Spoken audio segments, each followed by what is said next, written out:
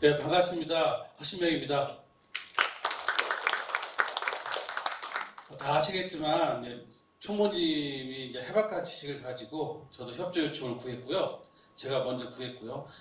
저희가 2년 전부터 이제 공공 재개발부터 시작했는데 저도 자원봉사를 했어요. 저도 사업하고 왔다 갔다 출퇴근 하는 사람이라서 보통 토요일 날 모여서 일요일까지 보통 하기도 하고 그랬는데 저희 그 짧은 시간 휴일에서 한번 움직이고 동의서 받고 또 집에 가거나 직장 가면 다 잊어버리고 다시 만나면 다시 복귀해서 하는 게 너무 쳇바퀴 같고 효능감이 너무 떨어지더라고요.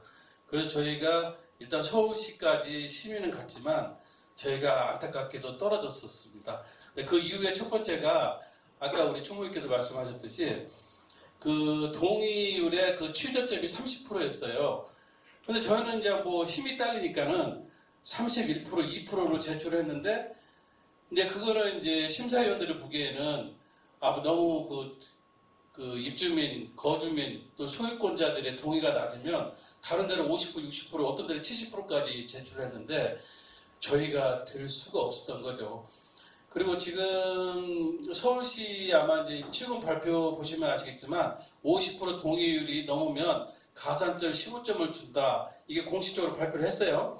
그럼 그 뜻은 뭐냐면 니들이 50%만 넘겨서 제출을 해주면 무조건 다 신속통합기획에 선정을 해준다는 그런 반어법으로 보시면 되겠습니다.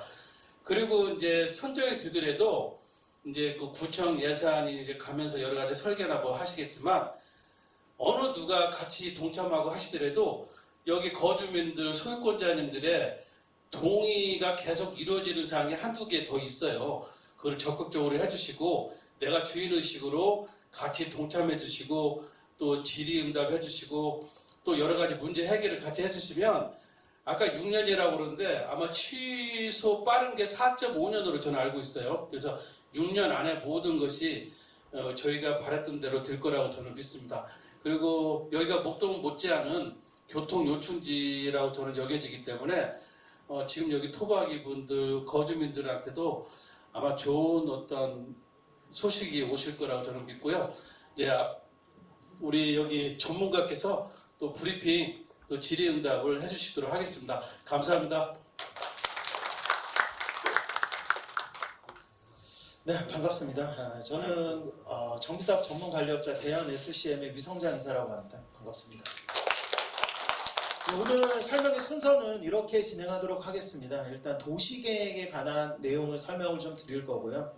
다음으로 그 건축과 관련된 내용 설명드릴 거고, 세 번째는 우리 이제 정비사업 전반에 대해서 설명을 좀 드릴 겁니다. 그 안에는 우리가 어떤 법으로 진행되고 있는지, 그 다음에 분담금을 또 어떻게 내야 되는지, 내 분담금을 언제 확인할 수 있는지, 그 다음에 내가 분양권, 입주권이라고 얘기를 하죠. 입주권을 받을 수 있는 자격이 되는지, 그런 관련 내용들을 설명드리도록 하겠습니다. 그럼 먼저 도시계획과 관련된 내용, 내일도시의 양동택 대표님 모시고 설명드리도록 하겠습니다.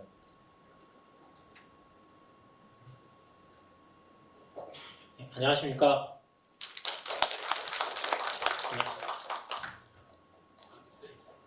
방금 소개받은 도시계획 전문가 주식회사 내일도시 대표 양동택입니다.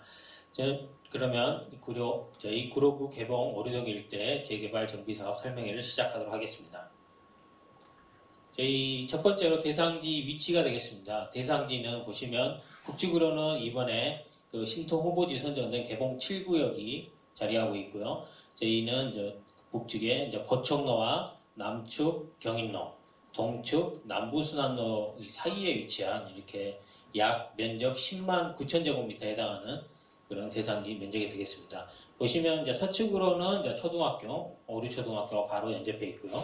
동측으로는 그 정비구역 2개소가 지금 아파트가 들어서 있고 지금 공사 중인 곳이 있겠습니다. 그리고 저희 대상지 동남측으로는 오류 IC가 있어서 아까 앞서 설명드린 교통의 요충지, 그리고 여기 남쪽에는 지금 안 보이지만 여기 지금 오류동역과 이쪽에 현재 지금 예정지, 이쪽 개봉 사거리역인데요. 이쪽이 아마 지금 역사 예정지로 보시면 될 것 같습니다.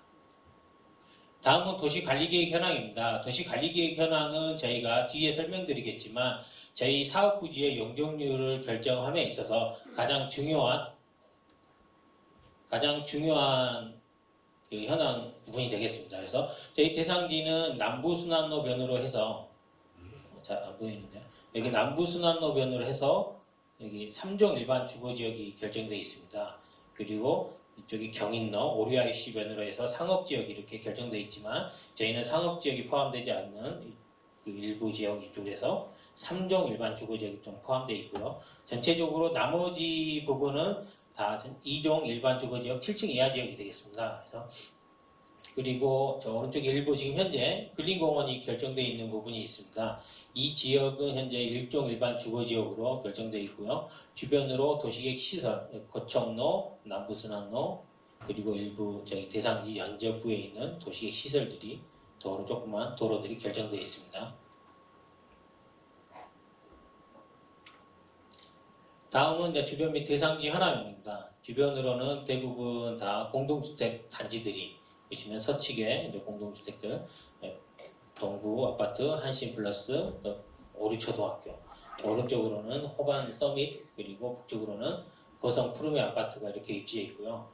보시면 이 전체적으로 큰 대로들이 저희 북측과 그 서측 남부순환로로 이렇게 경계하고 있어서 뭐 대상지 전체가 20만 제곱미터 이상에 달하는 대상지 전체가 개발 사업을 해서 주택단지가 들어설 경우 그 아까 앞서 설명드린 교통의 요충지는 대형 주거단지가 들어서는 상황이고요. 그래서 이쪽 개봉 사거리역에 있는 사거리의 지하철역 예정지와 남쪽에 있는 오류동역 그 역세권으로 해서 아마 여기 그 전체적으로 주변 지역에서 가장 대규모이고 그 대장 아파트를 해서 주변 아파트 가격을 좀 주도하는 그런 아파트 단지가 될 것으로 예상됩니다.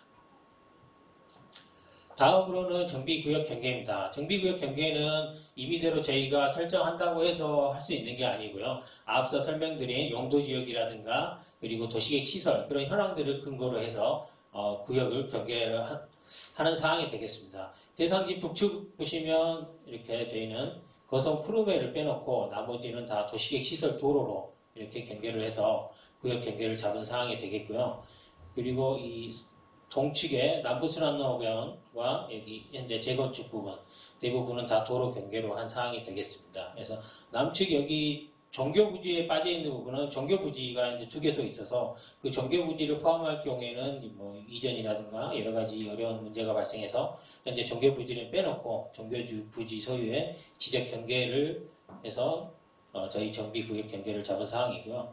여기 오류초등학교가 있습니다. 오류초등학교 부분은 현재 이 경계는 도시계획 시설 경계입니다. 일부 보시면 뒤에 설명드리겠지만 이 부분들이 학교 소유 토지가 일부 있습니다. 그래서 그 학교 소유 토지가 일부 저희 구역에 포함되어 있습니다. 그래서 포함한 이유는 제가 뒤에 설명드리도록 하겠습니다. 그래서 이 전체적으로 저희는 그 주변 아파트 단지와 도시계획 시설인 학교, 도로 이렇게 경계로 해서 정비구역을 설정을 한 사항이 되겠습니다. 토지이용 계획에 관한 사항입니다. 토지이용 계획도 마찬가지로 저희 아파트 대지 면적을 어떻게 설정하느냐에 따라서 저희 용적률이라든가 사업성에 대한 영향을 미치는 사항으로서 토지이용 계획을 좀 최대한 사업성이 높게 나올 수 있도록 계획을 잡아봤습니다.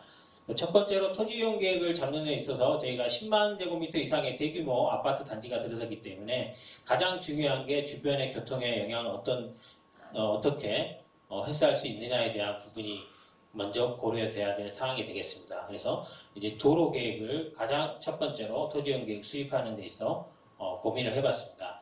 첫 번째 이제 고척로에서 저희 아파트로 들어올 수 있는 길을 그래서 이쪽에 이제 진입부가 하나 있고 또 북측에서도 들어올 수 있는 이런 진입부가 있기 때문에 보시면 현재 고척로가 20m로 되어 있습니다. 그래서 이 부분들은 23m, 3m 여기도 23m를 확장을 했습니다. 3m는 차선이 한 개 차선 정도가 확보할 수 있고요. 한 개 차선을 밀어주면 저희 아파트 단지 전용으로 들어갈 수 있는 진입 차선을 확보할 수 있게 돼서 이 부분들은 3m로 셋백을 한 상황이 되겠고요.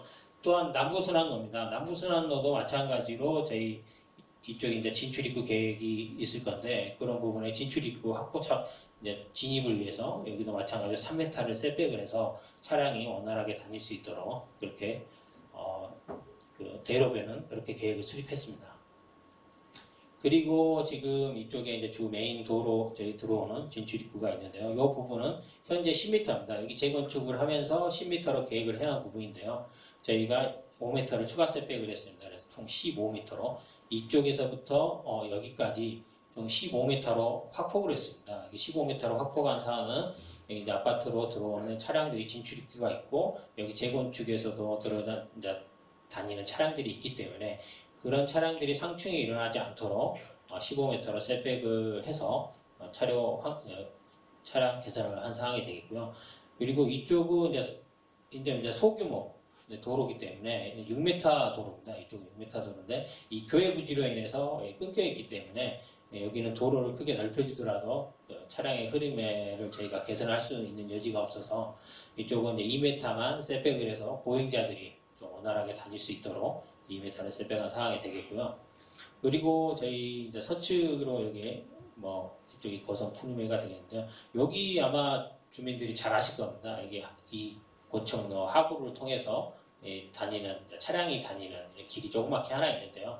이게 이제 저희가 구역에 포함이 안 돼 있는 상황이고 기존 차량이 다니고 있기 때문에 이 도로는 저희가 계획을 하면서 폐도를 할 수가 없습니다. 기존에 이런 기존 구역에 있는 도로들은 폐도를 통해서 다른 방향으로 도로 여건을 개선할 수 있는데 여기는 폐도할 수가 없기 때문에 이 도로는 남겨줘야 됩니다. 남겨주고 또 마찬가지로 기존에 여기서 남쪽에서 북으로 다니시는 분들 또 여기서 들어와서 이렇게 다니시던 분들이 있기 때문에 이런 차량들을 위해서 폐도할 수 없고 이 도로들을 그대로 전치해야 되는 상황이 있습니다. 그래서 이 도로는 전치를 하면 기존 선형은 약간 굴곡져서 선형이 이렇게 꺾여 있던 부분인데요. 이거는 제가 계획을 하면서 선형을 정형화시켰습니다. 정형화시키고 그 향후에 경인로변에서 이 주변 지역이 어떻게 개발이 될지는 모르겠지만 저희가 12m로 셋백을 함으로 인해서 이쪽에 개발이 일어날 경우에 여기서부터 경인로에서 12m 도로를 확보할 수 있게끔 저희가 이쪽까지 여기서부터 올라가는 길을 12m로 넓혀놨습니다. 그래서 일단은 12m가 되면서 이 초등학교 이용한 학생들이 이 도로를 통해서 이용할 때 통학생 안전들 이런 부분도 충분히 개선할 수 있는 상황이 되겠고요. 그리고 여기도 마찬가지로 아파트 출입구가 있기 때문에 현재 아마 6m 정도 좀 되는데요. 이 부분도 12m로 셋백을 해서 아파트로 들어올 수 있게 이렇게 계획을 수립했습니다. 전체적으로 저희가 지금 도로에 대한 계획을 설명드린 사항이 되겠고요. 그 다음으로 중요한 게 이제 공원이 되겠습니다. 공원 저희가 보통 이제 도시 및 주거환경 정비법에서는 이제 공원 확보하기 위해서는 이제 공원 녹지법에 따라서 세대당 3제곱미터 아니면 그 구역 면적이 5만이 넘어갈 경우에는 면적의 5% 이상 공원을 확보하게 되어 있습니다. 저희는 뒤에 세대가 나오겠지만 2,000세대 이상의 계획세대 수가 나오기 때문에 세대당 3제곱미터 이상 공원을 확보해야 됩니다. 그래서 공원을 지금 이쪽 오른쪽 왼쪽에 확보를 했는데요. 이 공원 위치에 대해서는 향후에 저희가 이렇게 계획을 해서 설명을 드리지만 향후에 관련 부서 협의라든가 위원회 자문이라든가 심의를 통해서 위치는 바뀔 수가 있습니다. 그래서 위치가 여기가 될 수도 있고 이쪽 오른쪽이 될 수가 있고 여러 위치가 나올 수 있는데요. 저희가 이쪽에 공원을 계획한 논리는 앞서 설명드린 도시계 시설 공원이 이쪽 편에 근린공원이 결정이 되어 있습니다. 이렇게 검정색 전선으로 해서 근린공원이 결정되어 있는 상황인데요.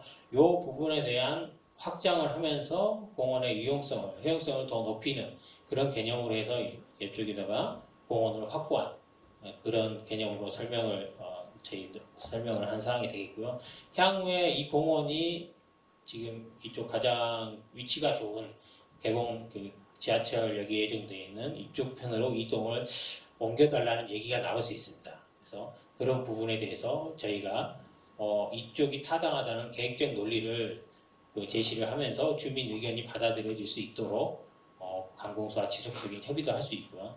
그래서 어찌됐든 간에 이런 부분 현재 공원은 서쪽에 위치한 게 아파트 용지 계획상에서 가장 유리한 거다라고 보시면 될 것 같고요.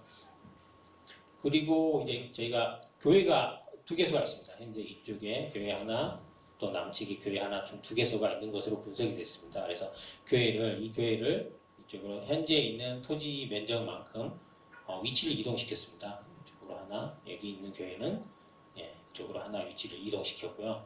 그리고 저희 보시면 현재 이쪽에 그 유치원이 있습니다. 기존에 그 유치원이 있기 때문에 저희가 유치원은 뭐 지금 회원 유치원이 있는데요. 이 유치원은 그대로 면적만큼 위치를 이동시켜서 도로변으로 유치원을 계획한 사항이 되겠고요. 그 다음에 여기 하늘색 보시면 학교 북쪽으로 하늘색 부분이 있습니다. 이게 이 기존 저희 도시계획 시설 선언 구역 경계지만 일부 학교 경계가 이렇게 학교 소유 토지가 북쪽으로 들어와 있어서 요 면적만큼 1대1 토지 교환을 통해서 부지 정형화를 시킨 사항이 되겠습니다. 이것도 뭐 저희가 향후에 신통계획 수립할 때는 학교하고 협의를 진행해봐야 되겠지만 뭐 기존의 부정형한 땅으로서 효용 가치가 낮았던 땅을 이렇게 학교 부지 정형화 해주는 거로 해서 학교하고 협의해도 크게 원만하게 이루어질 수 있을 것으로 판단되고요.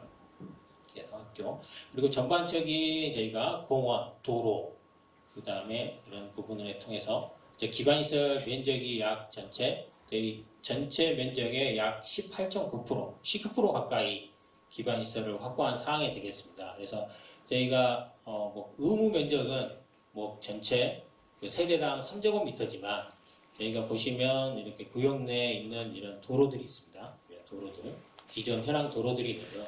이런 도로들이 이제 국유지냐 공유지냐, 현재 도시계획 시설이냐에 따라서 무상 양해를 받게 되어 있습니다. 그래서 저희가 이 용적률을 상향을 위해서 기존 3종 제외하고 나머지 지역에 대해서는 3종 일반 주거지역으로 상향을 해야 됩니다. 그래서 2종 7층에서 3종 일반 주거지역으로 상향을 위해서는 순부담 면적 10% 이상을 하게 되어 있습니다. 그래서 그 10% 이상을 하기 위해서는 이제 공원이라든가 도로들을 기부 체납해야 되는 상황이고요. 거기서 이런 공원, 이런 도로들, 구역 내에 있는 도로들은 국공유지 무상양해라고 해서 그런 면적들은 뺀 나머지 면적이 10%가 돼야 되기 때문에 일단 저희가 여유 있게 좀 계획을 한 사항이 되겠고요. 그래서 총 19% 계획했습니다. 지금 다음으로 용적률에 관한 사항입니다. 서울시는 용적률 체계를 기존 허용 정비계획 용적률, 법적 상한 용적률 총 4가지로 구분을 하고 있습니다.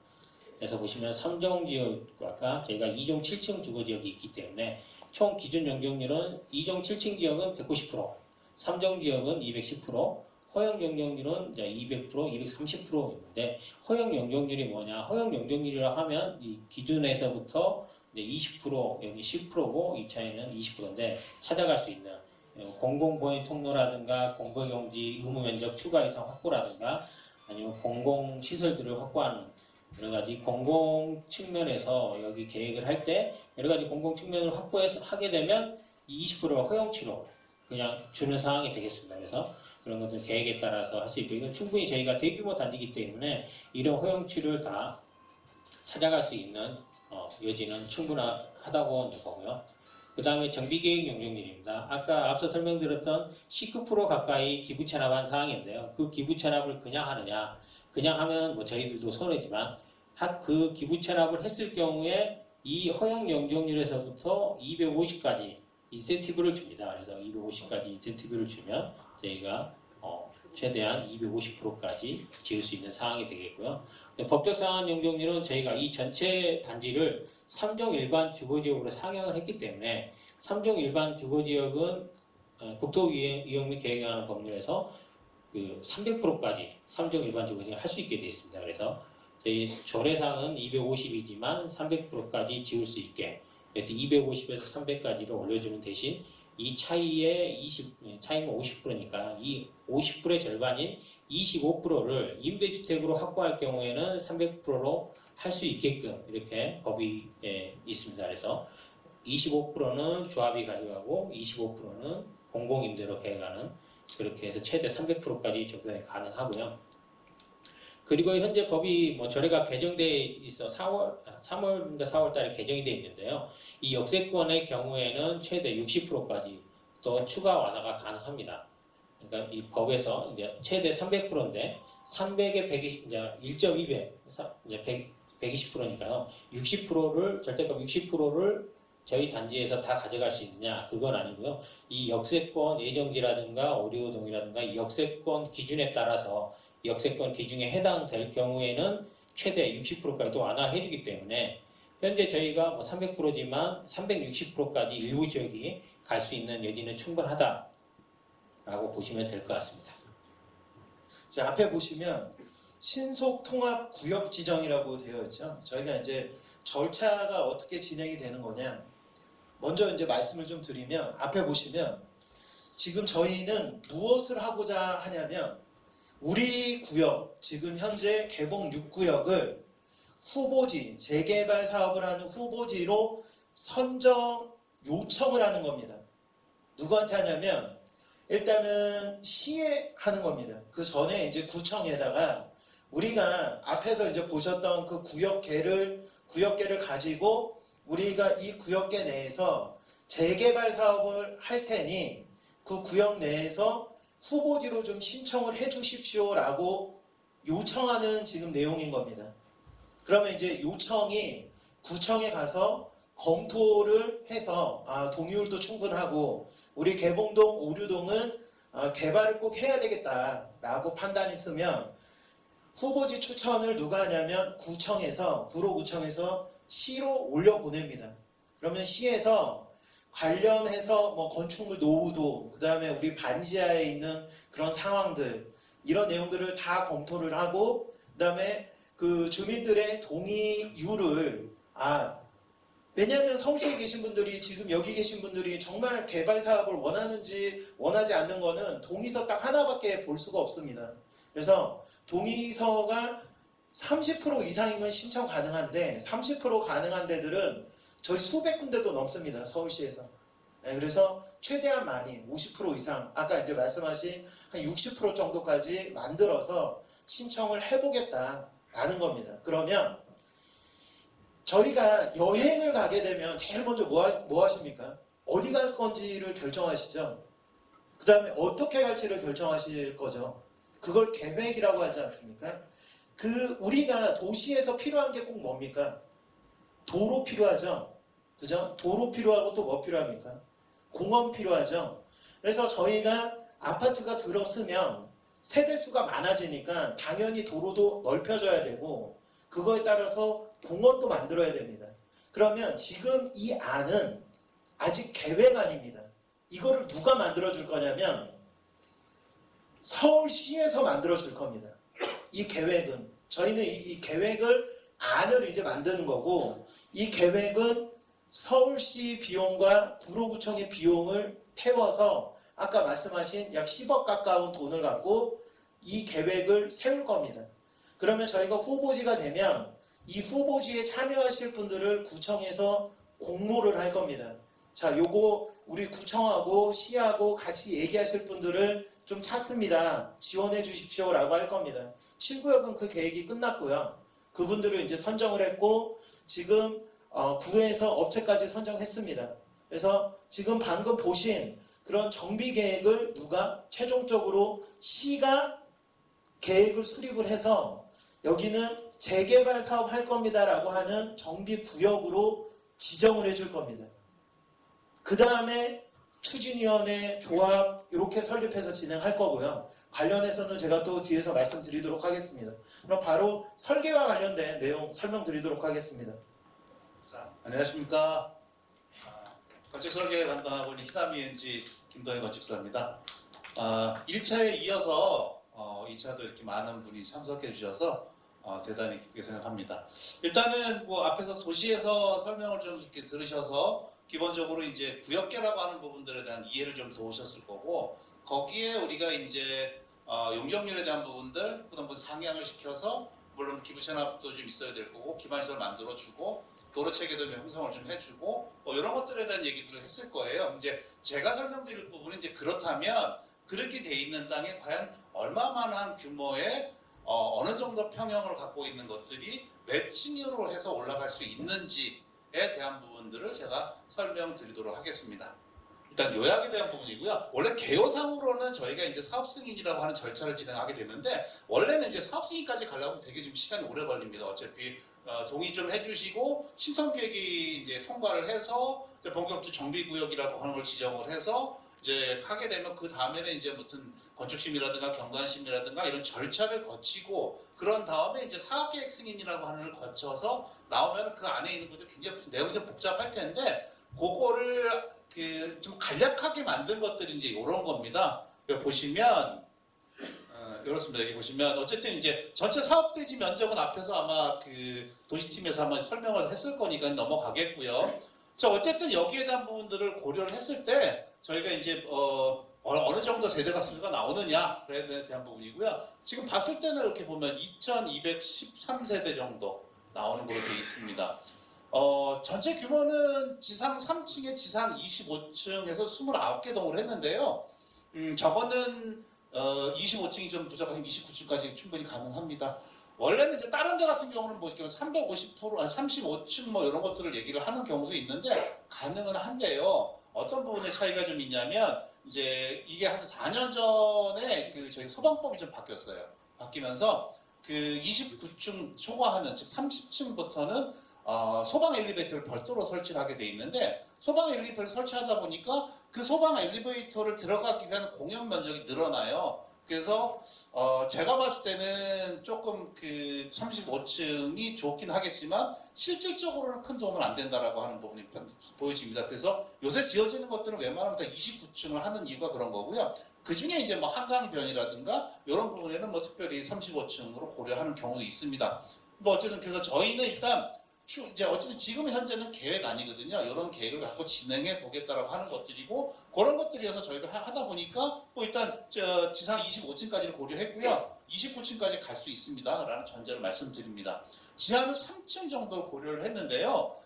보통 이제 옛날에는 저희가 주차에 대한 부분들을 하다 보니까 옛날에 한 1.2대, 1.3대 뭐 이렇게 고려를 했어요. 근데 기본적으로 아시다시피 주차 2대 갖고 계신 분들 많으시잖아요. 그러다 보니까 저희가 고려했을 때는 한 1.5대 이상을 고려를 좀 해야 여러분 저분들께서 좀 이렇게 편안하게 주차를 할 수 있지 않을까라는 생각이 들어서 지하 3층 정도를 고려를 했습니다. 보통 옛날 지하 2층으로 하는 것들이 많은데 지하 3층 정도는 해야 가능하고요. 그 다음에 이제 어차피 지하 2층이나 3층이나 차이는 뭐냐면 지하 2층을 해도 지하 안정 영향 평가라고 하는 거를 소규모로 받게 돼 있습니다. 그래서 보통 이제 저희가 그 지하 안정 영향 평가라는 것들은 뭐냐면 저희가 보통 싱크홀이라고 하는 것들 많이 들으셨어요. 싱크홀 뭐냐면 지하를 여기저기 많이 파다 보니까 그 중간에 비어 있는 곳들이 생깁니다. 그래서 거기에 그 비가 오거나 내지는 그렇게 해서 흙이라고 하는 것들이 이제 이렇게 움직여짐으로 인해서 그 부분이 이렇게 비어 있는 공간들이에요. 그래서 그런 것들이 생기는데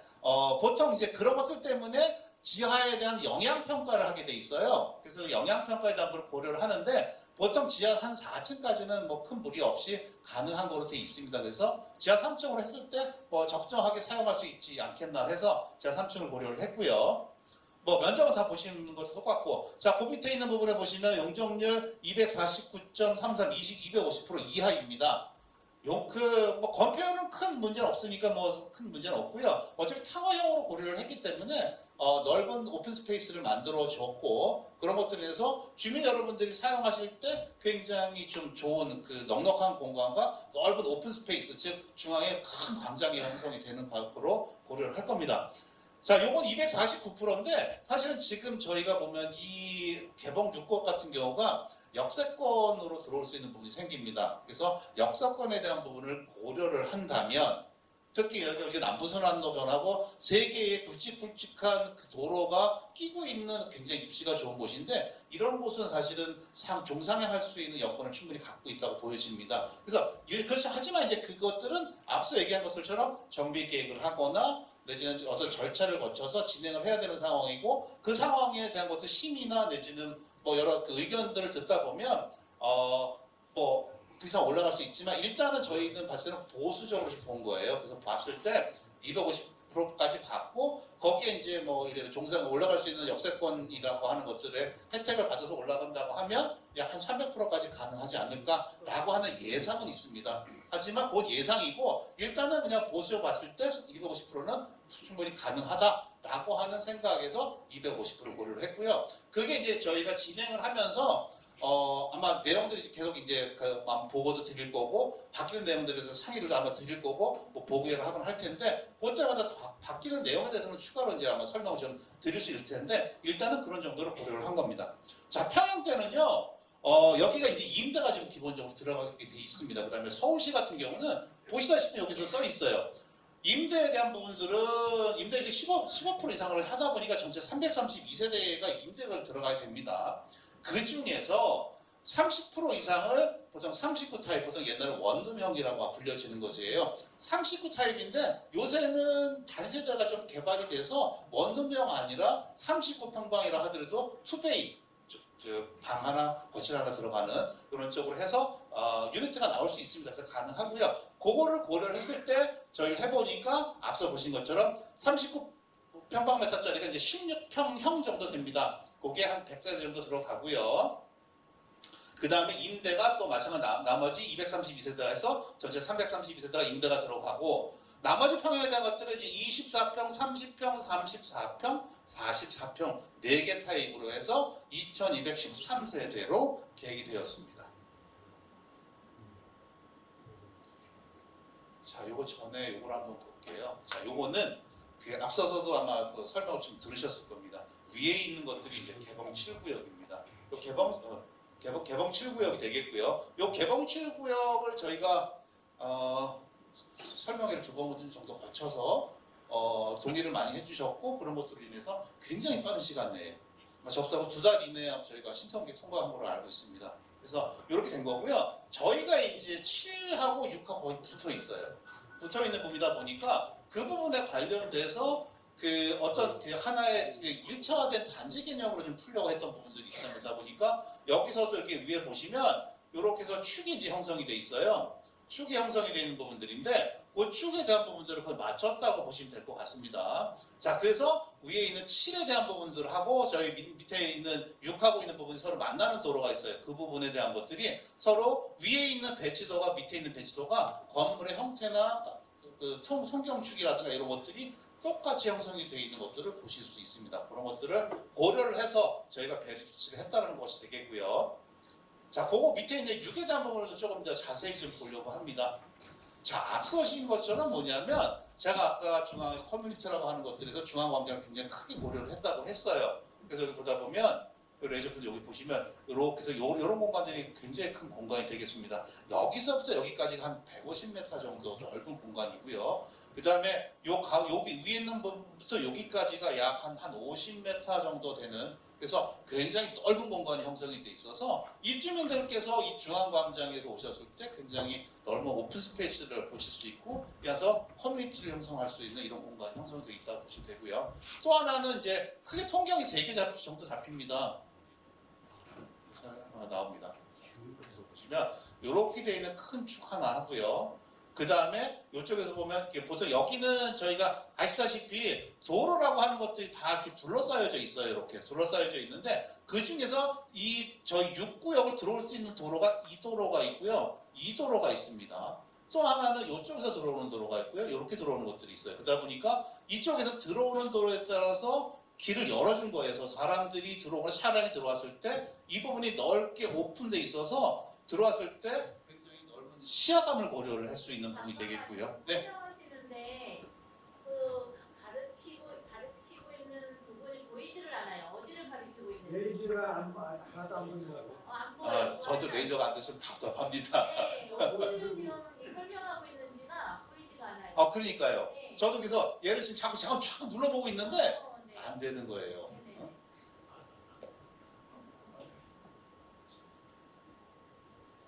알겠습니다. 이걸 하겠습니다. 자, 보시면, 자, 다시 설명드리면, 자, 여기 있는 부분에서 앞서 있는 부분들은 이제 7구역에 대한 부분들을 했을 때 7구역이 이렇게 해서 요런 통경을 만들었어요. 이렇게 통경. 얘도 잘 안 되네요.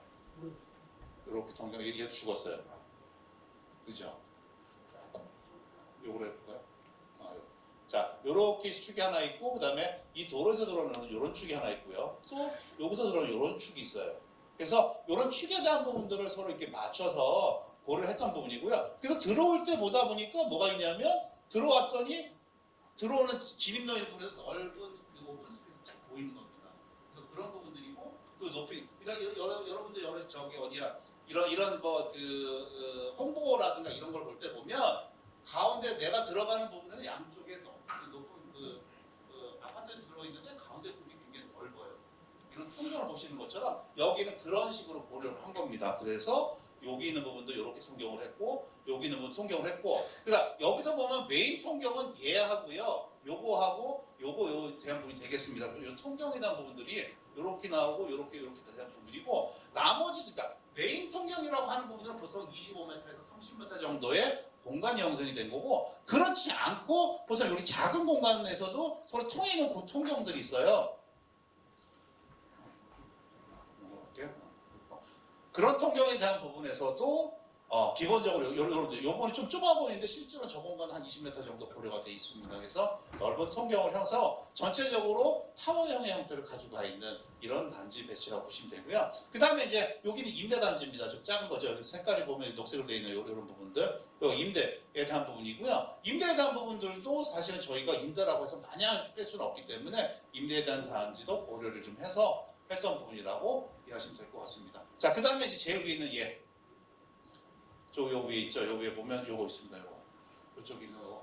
자, 저기는 이제 아시다시피 것처럼 114평방에서 지금 40평대에 대한 부분을 고려를 했고요. 아마 여기 그쪽 어디에 제가 들어오는 걸 제가 알고 있습니다. 그래서 그쪽에서 여기에 대한 역세권을 바로 이해를 할 수 있는 그런 것으로 보시면 될 것 같습니다. 남의 토지형에 대한 부분들은 아마 다 고려를 하실 거고요. 그 다음에 조합은 4호 조합으로 형성을 해서 고려를 했던 부분이라고 이해하시면 될 것 같습니다. 자, 요게 이제 앞서 얘기했던 부분에 대한 것들이에요. 물어봐요. 예. 임대가 오리역이랑 가까워요? 예. 아니 우리는 왜 불편하고 저기 산쪽으로 가 있고 그 임대는 왜 가까워요? 그 부분은 그 부분은 보통 우리가 보통 이게 건축 심의를 하게 되면 그 심의 교수님들이나 이런 분들이 임대 있는 분들은 아무래도 차량이라든가 이런 부분에서 접근이라든가 이렇게 보행이 좀 많으세요. 그런 부분을 하다 보니까 일부러 그렇게 요구를 하세요. 그런 부분이 그러니까 뭐냐면 이런 거예요. 우리가 소셜 믹스라고 하는 부분들을 많이 얘기를 한단 말이에요. 근데 못 사는 사람들이 항상 저 구석탱이 이렇게 가야 되느냐라고 하는 이런 문제를 제기를 하시거든요. 그래서 그런 부분들 때문에 우리는 언덕이라고 지금 막 얘기를 하셨는데 네네. 우리가 사는 집은 다 언덕이거든요. 예. 그러면 이 경사도가 어느 정도로 낮아지는지도 궁금해요. 그거는 나중에 실수 설계 좀 해야 되지만 지금 계획은 어떻게 고려할 거냐면 언덕일수록 괜찮아요. 뭐가 괜찮냐면 기본적으로 언덕 있는 부분에는 그 부분에서 바로 지하로 들어갈 수 있게 고려를 할 겁니다. 지하에서 예, 바로 지하로 들어갈 거예요. 그것도 많이 깎아지지 않나요? 그러니까 땅 파는 양을 적게 한다는 얘기인 거죠. 그러니까 바로 지하로 들어가서 그게 지하 3층이 될 수도 있습니다. 그러면 자, 그렇게 고려를 하시면 좀 더 괜찮지 않을까 싶어요. 이쪽 오리동 쪽에서 보는 거하고 개봉동 쪽에서 지하로 들어갈 때 느낌이 다르겠네요. 그럴 수 개봉동에서는 있습니다. 지상인데 이쪽 예. 오리동 쪽에서는 막바로 지하 3층이 될 수도 있다는 얘기네요. 그렇습니다. 그렇게 고려를 해야죠. 왜냐하면 경사를 이용을 해야 되잖아요. 경사를 이용한 건축을 진행할 겁니다. 제가 먼저 설명 다 하고 질문 받으면 안 되겠습니까? 네. 자, 그래서 자, 요게 이제 앞서 것들 좀 간략한 거라고 하면 요게 이제 저희가 보통 사업 승인이나 이제 허가 들어갈 때는 개요가 이렇게 들어가요. 이렇게 해서 좀 복잡하죠. 보시면 여기 보시는 것처럼 잠깐만요. 자, 보시는 것처럼 뭐 전용 면적이 어쩌고 벽체 공유, 계단 복도 공유, 뭐 그다음에 기타 공유 이런 것들 다 고려를 해서 들어가는 겁니다. 그래서 여러분들이 가져가는 평형은 요 평이에요. 공급 면적이라고 하는 평에 네. 예. 예. 네네네. 자, 설명을 좀 드리는 거니까. 예. 자, 아무튼 넘어가겠습니다. 자, 이제 단위세대인데요. 뭐 빨리 끝내겠습니다. 자, 단위세대 어차피 어쨌든 포베이 정리했고요. 포베이 해서 나온 부분이고요. 뭐 아시다시피 기본적으로 드레스룸이라고 파도룸이라고 하는 것들이 좀 굉장히 좀 고려가 잘 돼 있어서 포베이를 좀 고려를 했던 그런 부분이 되겠습니다. 자, 84 타입에 벌써부터 우리가 33평이라고 불려지는 당연히 포베이고요. 뭐 꼭 이렇게 된다는 건 없습니다. 왜냐하면 지금 이거는 저희가 지금 안을 고려를 해서 지금 가장 핫하게 하고 있는 이 유니트를 갖고서 배치도를 만든 겁니다. 근데 이거는 이제 건설사마다 유니트들이 약간씩 차이점이 있어요. 그거에 따라서 건설사 미는 유니트들이 있기 때문에 그거에 따라서 변경될 수는 있지만 일단 이런 타입으로 저희가 앞에 있는 배치도를 만들었다라고 이해하시면 될 것 같습니다. 뭐 일단 뭐 침실에서부터 저 드레스룸까지 그냥 굉장히 큰 넓은 공간에서 주부님들 굉장히 좋아하시더라고요. 저도 이렇게 만든 저희가 설계를 했고 만든 그 단세대 저 분양 그 모델하우스 가보면 인기가 좋았어요. 뭐 그런 부분이 있다고 보시면 될 것 같습니다. 뭐 알파룸 뭐 당연히 있고 뭐 팬트리 활용하셔도 됩니다. 자, 84P 타입이에요. 이건 보통 우리가 그 아까 타워형이라고 지금 말씀드렸잖아요. 그 코너 세대들. 그래서 코너 세대에 대한 부분이고 두 방향으로 이렇게 돼 있습니다. 그래서 이 방향 이렇게 돼 있는 이 방향과 이 방향 두 개로 돼 있는 부분이고요. 형태를 보면 뭐 이렇게 아시다시피 마찬가지로 넓은 드레스룸하고 MBR 존을 만들어 줬고 주방하고 침실에 대한 부분들이 굉장히 넓게 형성이 되어 있는 부분이라고 이해하시면 될 것 같고요. 여기는 장점이 앞에하고 좀 차이 나는 부분들은 이런 부분이 있습니다. 여기 보시면 여기 이제 현관창고 앞에 팬트리하고 현관창고가 굉장히 크게 형성이 되어 있는 부분이라서 이것도 괜찮은 인기를 갖고 있었던 단지라고 보시면 됩니다.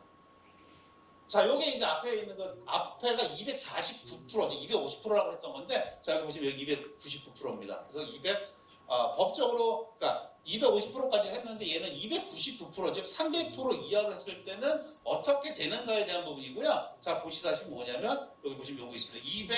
2723세대 정도 아마 늘어날 것입니다. 그러면 앞에하고 고려했을 때 한 500세대 정도 들어가는 안이라고 보시면 될 것 같습니다.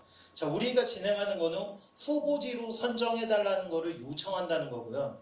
이 방금 계획안은 이럴 수 있다라는 거를 말씀을 드리는 거고, 최종적으로는 서울시가 정하는 겁니다. 그래서 구청에서 구비와 시비를 통해 가지고 업체를 선정할 겁니다. 이 도시계획하는 업체를. 근데 우리가 기본적인 안을 갖고 가야 진행을 할 수 있지 않겠습니까? 자, 민간이 하면 가장 먼저 보는 건 뭐냐면 사업성을 먼저 봅니다. 근데 공공에 돈을 태워가지고 진행을 하면 공공은 공공성을 먼저 봅니다. 사업성을 먼저 보지 않고. 그러면 서울시 것만 쫓아가다 보면 좋겠죠. 좋은데 저희는 분담금을 낮추기 위한 게 중요하지 않겠습니까? 그래서 이런 기본안을 갖고 여기에서 서울시랑 부딪혀가면서 정리를 하고자 한다라고 이해해 주시면 좋을 것 같습니다.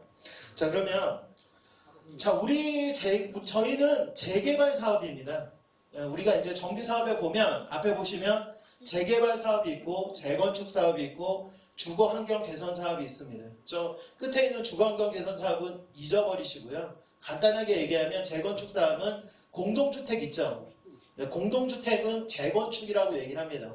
좀 더 자세히 얘기를 하면 정비 기반 시설이 양호하고 노후 불량 건축물이 있는 곳을 우리는 재건축이라고 얘기를 합니다. 보통 아파트들 있는 데들은 다 도로 양호하지 않습니까? 그걸 이제 재건축이라고 하고 우리는 재개발 사업을 할 겁니다. 재개발 사업은 그 주거 환경이 열악하고 즉 도로도 좁고 뭐 이렇게 생각하시면 됩니다. 그 다음에 오래된 아파트, 오래된 주택들이 많은 데들을 우리는 재개발합니다. 그래서 우리는 재개발 사업이다. 그 법은 뭐다? 도시 및 주거환경 정비법이다. 이해하시면 됩니다. 다음, 제가 할게요. 자, 재개발 사업의 목적은 이렇습니다. 주거환경 개선하고요. 그 주거 안정, 그 다음에 주택 및 부대 복리시설을 제공하는 겁니다. 즉 여러분들이 갖고 있는 단독주택, 빌라가 아파트로 바뀐다라고 생각하시면 됩니다. 근데 여기서 중요한 건 뭐냐면 이겁니다. 신축. 자, 요즘에 매스컴에서 많이 나오는 얘기들이 뭡니까? 지금 서울시는 택지, 즉 노는 땅이 없습니다. 놀고 있는 땅이 없어요. 놀고 있는 땅이 없기 때문에 무조건 아파트를 공급하려면 재개발 아니면 재건축 둘 중에 하나입니다. 이 두 개밖에 없습니다. 뭐 쉽게 얘기하면은 뭐 빈집 및 소규모 주택에 대한 뭐 가로주택 정비 사업 뭐 이런 거 있는데 이런 건 다 잊어버리시고요. 그냥 재개발, 재건축밖에 없다. 신축을 갈 수 있는 거는 이 두 가지 방법밖에 없습니다. 서울시는 무조건 이 두 가지입니다. 자, 그러면 자, 우리가 신축을 제공을 함에 있어서 지금 공급도 부족합니다. 3년 이내면 신축에 대한 가격은 폭등할 걸로 예상하고 있습니다. 그거는 언론 매체를 다 찾아봐도 지금 그렇다라고 예상하고 있습니다. 그러면 우리 개봉동 오류동 근처에서 개발할 수 있는 데는 없습니다. 개봉 7, 개봉 6 두 개밖에 없습니다. 다른 데 한번 볼까요? 자, 금호 어울림, 창동, 동부 골든, 거성 푸르메, 1차, 2차, 개봉 프루지오, 오류동 동부, 개봉 투산 이런 데도 보면 지금 용적률이 200%가 다 넘습니다. 200%가 다 넘어요. 여기 개발 사업 못 합니다. 네, 개발 사업 못 해요. 재건축 사업 못 합니다. 즉, 신축 공급을 못 한다라는 겁니다. 신축 공급을 못 합니다. 여기 이제 보면 200% 넘어간 데들은 다. 자, 다음으로 보시면 개봉 3만, 3호, 오류동 삼천리, 영풍 마드레빌, 오류동 프루지오, 경남 아너스빌, 금강 펜테리움, 기룬, 뭐 동선 이런 데 보시면은 다 400% 가까이 되죠. 300% 다 넘습니다.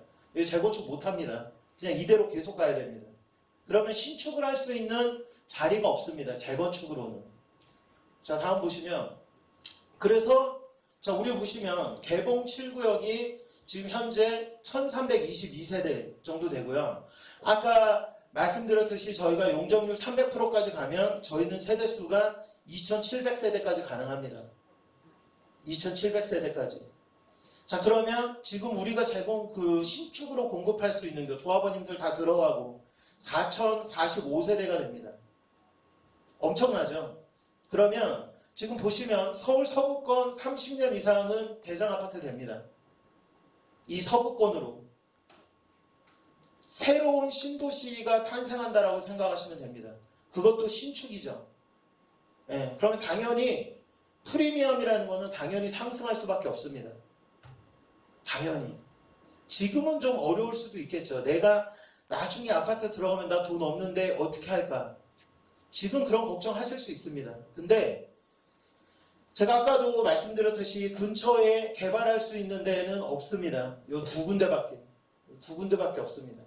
그래서 지금 필요한 거는 동의서, 즉 후보지로 지정이 돼야 그 다음도 있는 겁니다. 후보지로 지정이 안 되면 그 다음은 없습니다. 지금 저희가 이제 시작할 때가 4월이었어요. 4월이었는데 지금 2달 지났는데도 거의 4, 5천 올랐습니다. 지금 4, 5천 올랐습니다. 즉 매매도 거의 없습니다. 자, 이제 매도하려고 하는 것도 다 걷어들이고 지금 제가 확인해 보니까 한 4천에서 5천 정도 올랐더라고요. 축하드립니다. 자, 어쨌든 자, 7구역 아까 잠깐 설명드렸는데 작년 9월 설명해가지고 2개월 동안 동의서 걷어서 50% 만들어가지고 2023년 11월에 후보지 신청하고 2024년 1월에 후보지 선정됐습니다. 다들 알고 계시죠?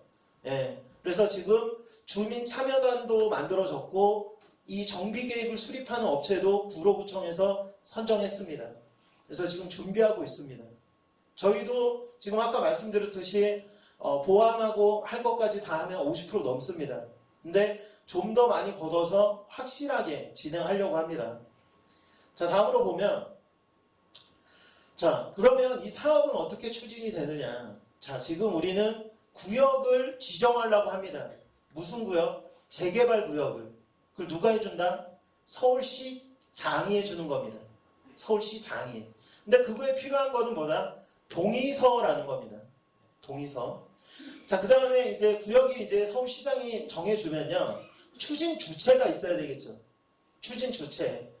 조합 설립 추진위원회라는 걸 설립합니다. 근데 이것도 공공이 지원하면 구로구청인 공공이 지원해주면 요 단계 생략하고 바로 조합을 설립할 수 있습니다. 바로 조합을 설립할 수 있어요. 자, 그러면 조합을 설립하면은 우리 추진 주체가 만들어진 겁니다. 그러면 그 추진 주체가 뭘 하냐면 바로 건설회사를 선정할 수 있습니다. 자, 여러분들이 알고 있는 뭐 삼성물산의 레미안, 아니면 GS의 자이, 아니면 뭐 DLENC의 이편한 세상, 현대건설의 힐스테이트, 그다음 이 현대산업개발의 뭐죠? 아이파크 뭐 이런 것들을 여러분들 손으로 직접 선정할 수 있습니다. 자, 그 다음에 이제 뭘 하냐면 그 이제 중간에 이제 뭐 여러 심의 과정이 있는데 그 다음으로는 사업 시행 인가. 즉 무슨 얘기냐면 집 지어보셨죠? 집을 지으려면 구청이 뭘 받아야 됩니까? 허가 받아야 되죠. 그 허가 받는 게 사업 시행 인가라고 이해하시면 됩니다. 이 중간 단계들은 좀 있습니다. 그럼 사업 시행 인가 받으면 자, 여러분들의 갖고 있는 토지랑 건축물을 평가합니다. 그걸 감정평가라고 얘기를 하고요. 감정평가. 자, 그 다음에 이 감정평가가 끝나면 여러분들이 이제 아까 보셨던 뭐 24평형, 30평형, 40평형에 대해서 분양 신청을 합니다. 분양 신청. 그러면 이제 내가 분담금이 얼마야라는 게 궁금하시겠죠? 자, 그러면 요때 관리처분계획 인가 때 내가 신청한 평형대에 들어갈 때 얼마를 내가 내야 될지를 알게 됩니다. 이때 알게 됩니다. 뭐 더 자세한 거는 제가 또 설명을 좀 드리겠지만 어쨌든 요때 알게 됩니다. 그 다음에 이 관리처분계획 인가가 구로구청으로부터 나면 여러분들은 이주하십니다. 이사 가셔야 돼요. 이사를 다 가시면 그 다음에는 철거를 해야 되겠죠. 그리고 땅을 싹 이제 아파트 지을 수 있게끔 정리를 좀 합니다. 그러고 나서 착공을 합니다. 그러면 이제 아파트가 쭉쭉쭉 이제 올라갑니다. 아파트가 쭉쭉쭉 올라가고 어느 순간이 되면 이제 여러분들한테 언제 준공이 될 거니까 입주 준비하세요라고 얘기를 할 겁니다. 그 다음에 이 사이에 여러분들은 분양 신청하셨죠.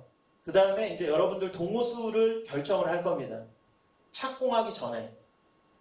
그래야 이제 나머지를 일반 분양할 수 있습니다. 일반 분양은 언제 할 수 있냐면 착공 후에 할 수 있습니다. 그래서 조합원들이 뭐 예를 들어서 나는 101동에 뭐 아까 25층 기준으로 하면 22층 2호 뭐 이런 게 이제 다 정해집니다. 다 정해지면 그때 내가 또 내야 될 분담금이 이제 얼마인지가 또 만들어집니다. 얼마인지. 그게 결정이 되면 그 나머지를 일반 분양합니다. 일반 분양. 그러면 이제 중간에 보통 계약금은 여러분들이 마련해서 냅니다. 계약금 10% 보통 하거든요. 10% 이제 여러분들이 내고 나머지 중도금은 이제 뭐 대출 또는 돈 있으신 분들은 내시면 됩니다. 보통 6회에 걸쳐서 냅니다. 보통 6회에 걸쳐서 내고 입주하실 때 30% 다 이제 내고 키 받고 들어가는 겁니다. 아파트를. 근데 이거는 건설사마다 좀 다를 수도 있습니다. 뭐 어떤 데들은 그냥 입주할 때 100% 내는 거를 제시할 수도 있습니다. 근데 보통 계약금 10%, 중도금 60%, 잔금 30% 이렇게 진행된다라고 이해하시면 되고요. 그 다음에 이제 이제 여러분들은 이제 개봉동, 오류동, 뭐 66-15번지가 이제 싹 없어집니다. 새로운 지번이 만들어지고요. 새로운 지번에 몇 동 몇 호가 되는 겁니다. 그거를 우리는 이전고시라고 얘기를 합니다. 이게 싹 바뀌어요. 그러면 이제 여러분들 등기하고 조합 해산하고 청산하는 과정으로 진행이 된다. 이 재개발 사업은. 자, 요거는 이제 이렇습니다. 앞에 이제 보시면은 자, 정비 계획은 누가 해준다? 서울시가 해준다. 구역 지정도 누가 해준다? 시장이 해준다. 요 얘기를 말씀을 드리는 거고요. 자, 그 다음에 공공이 이제 지원하면은 추진위원회라고 하는 단체는 안 만들어도 되고 바로 조합으로 갈 수도 있다. 요거는 계속 말씀드릴 겁니다. 이렇게도 가능하다라는 거고.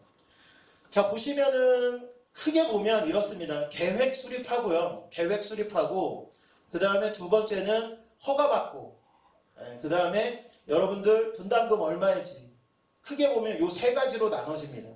요 세 가지로. 자, 그래서 우리가 정비계획이라는 거를 할 때는 뭐냐면 우리 이제 토지 면적을 확정하는 겁니다. 우리 땅 아까 이제 보셨듯이 10만 9천 얼마 되는 게 줄을 수도 있고 더 늘을 수도 있습니다. 그건 누가 정해요? 시장이 정한다라는 겁니다. 그래서 토지 면적을 확정을 하고요. 다음으로 조합 설립이 되면 분양 대상자가 확정이 됩니다. 분양 대상자. 자, 다음으로는 사업 인가는 건축 면적이 확정이 됩니다. 건축 면적이. 그 건축 면적 안에서 여러분들이 이제 원하는 24평짜리가 몇 세대, 30평짜리가 몇 세대, 40평짜리가 몇 세대, 요거는 분배하면 됩니다. 분배하면. 그래서 사업을 진행하면 다른 데들 보셨겠지만 분양 신청하기 전에 사업 계획을 수립할 때 몇 평 정도 들어가고 싶으세요라고 설문조사를 보통 합니다. 설문조사를 보통 해요. 그러면 그 건축 면적에서 30평대를 뭐 500개를 지을 건지 아니면 600개를 지을 건지 이런 내용들을 정리를 합니다. 아까는 이제 안분해서 이제 진행을 했던 걸로 이해하시면 되고요. 그거는 이제 여러분들 선택이다라는 거 말씀드리겠습니다. 관리처분은 이제 내 가격이 이제 평가되는 요 시기다라고 이해하시면 됩니다. 자, 그러면 여러분들 우리가 이제 분담금은 이제 어떻게 만들어지냐면, 자, 우리가 사업을 하면 총 수입이 있겠죠. 우리가 사업해서 여러분들이 분담하는 비용이 있을 거고, 그 다음에 남은 거는 일반 분양할 거고, 그죠? 그 다음에 또 우리 뭐 짓죠? 상가 짓죠? 상가 짓습니다. 요거를 다 팝니다. 조합원님들한테도 팔고, 일반 분양자들한테도 팔고, 상가 들어오는 분들한테도 다 팝니다. 그게 총 수입입니다. 총 수입. 그러면 우리가 사업하면서 들어가는 돈이 있겠죠? 이 돈에 거의 70에서 75%가 뭐냐면 공사비입니다. 공사비. 100원이 들어간다 그러면 70원에서 75원은 다 공사비입니다. 다 공사비. 그리고 나머지가 이제 뭐 용역비, 무슨 뭐 대행비 뭐 이런 게 이제 들어간다라고 이해하시면 되고, 분양신청 조합원 총 감정평가액. 자, 여기서 자, 여러분들이 분양신청을 합니다. 그분들은 끝까지 이제 조합원으로 이제 갑니다. 그럼 이 사업을 책임지는 분들이고, 내가 분양신청할 때 분양신청을 안 하면 그 분양신청 다음 날로부터 그분은 조합원이 아닙니다. 그분한테는 보상해줘야 됩니다. 돈을. 조합원이 아니고. 그 다음에 여러분들이 언제 나는 분양신청은 했어. 근데 분양계약 체결을 할 때 여러분들이 동호수가 101동 101호가 지정이 됐는데 그거를 계약하시죠 라고 했는데, 그 계약 기간 동안 계약을 안 하시면 그 다음 날도 그 계약 기간 다음 날부터 그분은 조합원이 아닙니다. 이분도 보상해줘야 돼요. 네, 보상해줘야 됩니다. 그래서 이 분양 신청한 한 분들이 다 금액을 더해서 그게 분모가 됩니다. 그럼 이게 우리 사업의 원가가 되는 겁니다. 원가. 우리 사업의 원가. 그거를 총 수입에서 총 비용을 빼서 100%를 곱하면 그걸 비례율이다라고 얘기를 합니다. 다음 보면 아까 이제 말씀드렸듯이 건축비가 보통 70에서 75% 정도 합니다. 70에서 75%. 나머지는 이제 기타 사업비. 이렇게 이제 구성이 된다. 그래서 자, 비례율이 내가 100%가 나왔다. 이렇게 이해하시면 됩니다. 100%가 나왔다 그러면, 자, 여러분들이 토지랑 건물을 평가했더니 1억이 나왔어요. 그러면 여러분들은 최종 내가 인정받는 금액은 1억 원입니다. 1억 원. 근데 사업이 뭐 조금 여러 가지로 좀 안 좋았어. 그래서 비례율이 90%가 나왔다. 그러면 여러분들은 평가 금액은 1억은 나왔지만 최종 내가 인정받는 금액은 얼마다? 9천만 원이다라는 겁니다. 그 나머지 차익을 내시는 게 분담금입니다. 근데 우리가 이제 보시면 저희가 지금 토지 등 소유자 수가 약 한 1,030명 좀 왔다 갔다 합니다. 근데 아까 2,700개면 임대 아파트 빼고 한 300개 빼면 1,400개 남죠. 1,400개. 그러면 한 1,300개 정도는 일반 분양할 수 있습니다. 1,300개 정도는. 자, 그래서 우리가 이제 사업이 잘 됐어. 그러면 110%가 됐어요. 비례율이. 그럼 여러분들이 토지랑 건물 갖고 있는 게 1억 평가받았다. 그러면 내가 최종 인정받는 금액은 얼마다? 1억 1,000이라는 겁니다. 그래서 이게 이 비례율에 따라 가지고 내가 최종적으로 인정받는 가격이 달라질 수 있다 라고 이해해 주시면 되겠습니다. 자, 그래서 보시면 지금 이제 뭐 유튜브나 뉴스 이런 거 보면 야, 가격이 이렇게 떨어진다 뭐 한다 이런 얘기들 많이 하시죠. 근데 실질적으로 보면 그래프나 이런 것들 보면 가격은 저희가 호재가 있지 않습니까? 재개발 사업을 한다. 후보지로 지정이 된다. 제가 아까도 말씀드렸지만 한 3, 4개월 사이에 지금 4, 5천 올랐습니다. 4, 5천 올랐어요. 이거는 계속 올라갑니다. 여러분들이 동의 계속 해주시고 사업 추진 계속 해주시면 이건 계속 올라갑니다. 이거는 진리입니다. 이거는. 역대 이렇게 안 올라간 적은 없습니다. 그게 소폭이라도. 근데 아무것도 안 한다. 그러면은 아무 일도 안 일어납니다. 떨어지든가 계속 떨어집니다. 계속 떨어져요. 계속 떨어집니다. 자, 다음 보시면 분양가도 마찬가지입니다.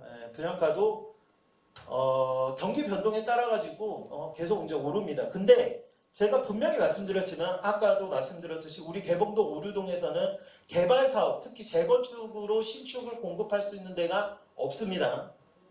없어요. 재개발 사업밖에 없어요. 재개발 사업밖에 없습니다.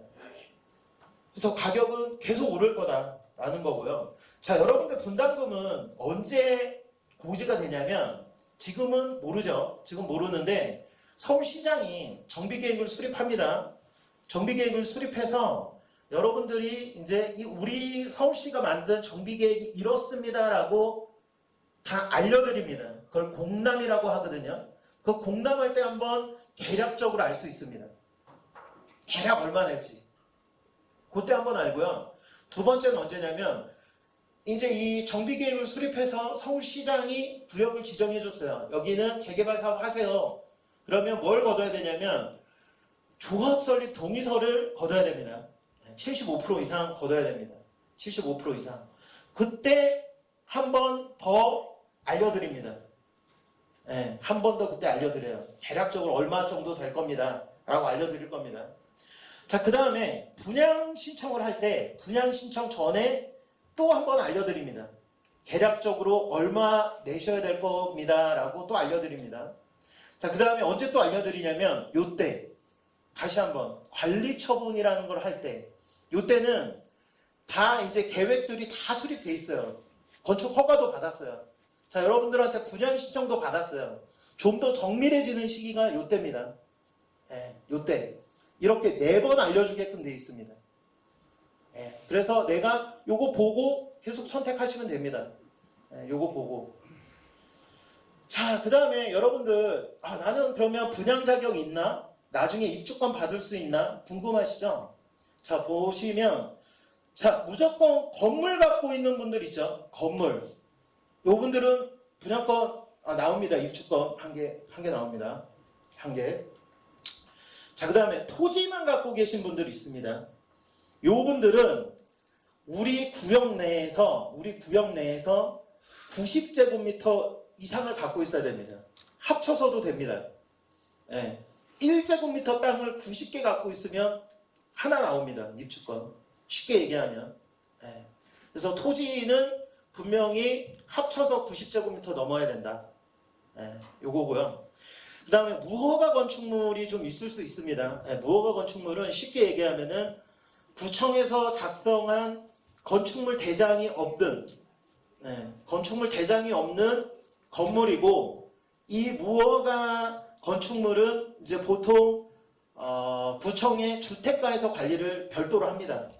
요즘은 거의 없기는 한데 근데 이거는 1989년 1월 24일 이전의 건물이어야 됩니다.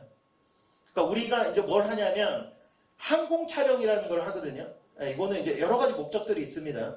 그러니까 역사적인 변천이나 아니면 이런 분들이시죠. 원래 이제 빌라 이제 4층 짓는데 4층은 원래 건물이 들어오면 안 됩니다. 근데 준공을 받아놓고 거기에다가 이제 확 뒤집어 씌우죠.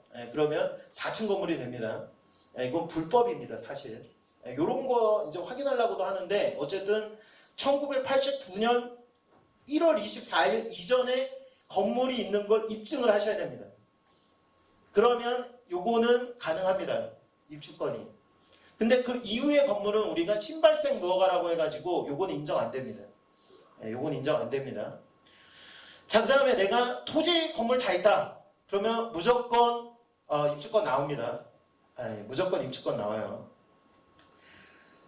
근데 그럴 수 있어요. 그러니까 토지 건물을 갖고 있는데 한 개는 무조건 되는데 두 개가 될 수도 있습니다. 두 개가 될 수도 있어요. 그거는 이제 무슨 얘기냐면 이렇습니다. 자, 우리가 지금 이제 아파트 보면 보통 30평대가 이제 보통 84제곱미터가 되거든요. 전용 면적이. 그 다음에 이제 우리가 20평대가 59제곱미터가 됩니다. 59제곱미터. 그러면 59랑 84를 더하면 얼마예요? 얼마입니까? 54. 130? 140인가요? 143? 예, 143이죠. 143제곱미터인데 내가 갖고 있는 건축물, 지금 현재 살고 있는 건축물이 주거 전용 면적이 143이 넘으면 84짜리랑 59짜리랑 두 개 신청 가능합니다. 예, 그래서 두 개가 될 수도 있어요. 근데 그거는 좀 따져봐야 됩니다. 그건 나중에. 예, 근데 무조건 한 개가 아니라 두 개가 될 수도 있다. 예, 라고 말씀드리고요. 자, 단독 또는 다가구 주택. 이것도 방금 입주권 하나고 제가 말씀드린 그런 내용이 합당하면 하나 더 나올 수 있다. 요거 하나 더 나올 수 있다. 요거 말씀드리겠습니다. 자, 다세대 주택 같은 경우에는 개별 등기가 각각 있으시겠죠. 그거는 가격과 상관없이 이렇게 이제 돼 있으면 각각 개별로 분양권 하나씩 나간다. 이렇게 이해하시면 되겠습니다. 자, 이제 아까 이제 말씀드린 대로 저희가 이제 면적은 토지 면적은 구역 지정 때 정해지고 용적률은 사업시행 인가 때, 세대수도 사업시행 인가 때 결정됩니다. 지금은 다 계획 안인 겁니다. 계획안. 자, 분양 대상자는 언제 결정되냐? 관리처분 계획 인가 때 결정이 됩니다. 결정이 되고 분양가는 이제 요 관리처분 인가할 때 일단 정해지고요. 그 다음에 사업이 이제 진행되고 착공 들어가고 아파트들이 이렇게 쭉 이제 올라갈 때 일반 분양가를 그러면 얼마를 할 거냐? 요거는 이 착공 들어간 다음에 결정하셔도 됩니다.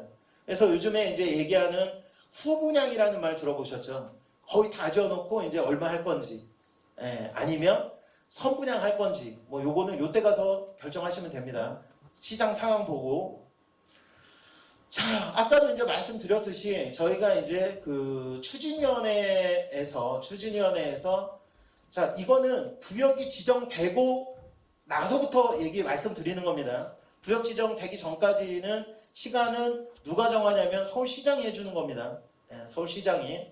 그래서 빠르면 평균 2년 9개월까지도 가능합니다.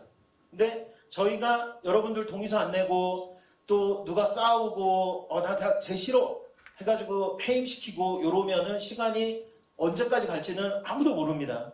그거는 아무도 몰라요. 왜 재개발 사업, 재건축 사업에서 시간이 뭐 15년 걸린다, 20년 걸린다 그러면 실질적으로 보면 인허가 기간은 별로 안 됩니다. 한 3년 정도면 다 끝나는데 맨날 이제 싸우고 뭐 하고 어쩌다고 동의서 안 내고 이러다 보면 진행이 안 된다. 그래서 빨리 끝낼 수 있습니다. 아까 말씀하신 대로 3년 내에 인허가 다 맞출 수 있고요. 한 3년에서 4년 정도 건축하고 입주하시면 됩니다. 근데 싸우고 동의서 안 내고 뭐 안 할 거야 이제 뭐 요렇게 이제 가면 좀 어려워질 수 있다라는 겁니다. 자, 이제 보시면 부동산이라는 게 우리가 물가 상승률은 이제 되게 천천히 오르죠. 근데 부동산 가격은 팍 오릅니다. 팍 오릅니다. 그래서 뭐 언제 오를까 막 고민하지 마시고요. 일단은 지금 시작하는 겁니다. 제가 아까 말씀드렸죠. 분담금 보시고 그때 판단하셔도 됩니다. 지금은 그냥 여러분들 우리 후보지로 지정해 주세요라는 것만 하시면 됩니다. 네, 후보지도 지정 안 됐는데 개발이 되네 안 되니 이거는 어불성설이다 라고 말씀드립니다. 자, 여러분들한테는 이런 이득이 있습니다. 일반 분양가보다는 당연히 분양가가 저렴합니다. 당연히. 자, 건설사들은 조합원님들이 뭐 합니까? 토지 내주고 건축물 내주죠. 그래서 특별 품목들을 많이 넣어줍니다. 뭐 요즘에 그 시스템 에어컨이니 뭐 TV니 뭐 등등 광파 오븐 렌즈니 뭐니 뭐 이런 거 특별 품목을 드립니다. 그 다음에 조합원 우선 분양하죠. 조합을 우선 분양하고 남는 걸 일반 분양하는 겁니다. 자, 그 다음에 여러분들 동호수 로얄층 배정 먼저 합니다. 뭐 쉽게 얘기하면은 뭐 25층짜리 지으면 뭐 7층부터 뭐 21층까지 하든가 아니면 꼭대기까지 하든가 요거는 여러분들이 정하는 겁니다. 그러면 거기 이제 다 들어가고 남는 거를 일반 분양하는 겁니다. 자, 그러면 거기서부터도 여러분들 아시겠지만 층별로 이 가격은 다 다릅니다. 그래서 충분히 분양청 하시고 입주하시면은 충분히 이익을 볼 수 있다라는 겁니다. 그래서 우리는 어쨌든 뭐 이제 우리가 나아갈 뭐 내용들은 여러 가지가 있지만 지금 현재는 딱 하나입니다. 딱 하나. 후보지 지정해 주세요. 요건 뭐 하고요. 그 다음에 구역이 이제 지정이 돼야 재개발 시작할 수 있다. 요것만 기억하시면 되겠습니다. 자, 동의서는 지금 현재 미래부동산에서 지금 받고 있습니다. 미래부동산에서 받고 있고요. 지금 이제 보시면은 지금 뭐 총무님, 위원장님, 그 다음에 주민분들 돌아다니면서 이제 받고 있고 저희가 이제 또 저희 직원들 또 써가지고 지금 이제 받고 있습니다. 그래서 동의서 안 내신 분들은 꼭 동의서 제출해 주시기를 좀 부탁을 드리고요. 빨리 해주셔야 우리가 좀 더 빨리 사업 진행할 수 있다. 그 다음에 연락처를 아시는 분들, 혹시라도 동의서 안 내신 분들 있다라고 하면은 오셔가지고 좀 얘기를 좀 해주셨으면 좋겠습니다. 그래서 동의서 제출처는 미래공인 부동산 중개사 사무소고 연락처 있습니다. 설명회 끝내도록 하겠습니다. 고맙습니다.